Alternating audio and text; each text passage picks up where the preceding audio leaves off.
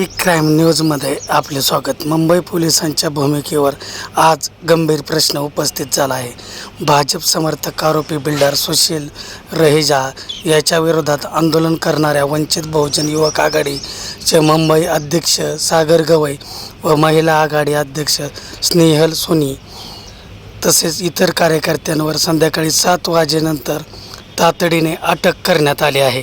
तरी सविस्तर बातमीसाठी चॅनलला सबस्क्राईब करा। जय भीम। मी वंचित बहुजन आघाडीची पदाधिकारी आहे।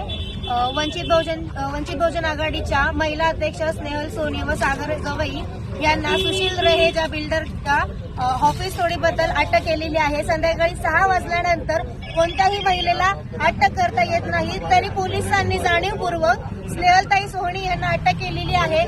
परत त्या गुन्ह्याची हद्द पोलीस स्टेशनची हद्द असते गोवंडी पोलीस स्टेशन, पण त्यांना जाणीवपूर्वक शिवाजीनगर पोलीस स्टेशन या हद्दीमध्ये आणले गेले। आम्ही गेले 4 तास झाला पोलीस प्रशासनाला विचारतो की काय झालंय, कोणत्या गुन्ह्याखाली तुम्ही अटक केली आहे, आम्हाला FIR कॉपी द्या, पण पोलीस कोणत्याच प्रकारचं कोऑपरेट आपल्याला करत नाहीये। इकडे आपण बघू शकता पोलिसांनी पूर्ण जमाव बंद केलेला आहे, कोणत्याच कार्यकर्त्यांना आतमध्ये जाऊ देत नाहीयेत, आपल्या मुंबई अध्यक्षांना भेटू दिलं जात नाहीये। हे पोलीस प्रशासन कितपत योग्य करते?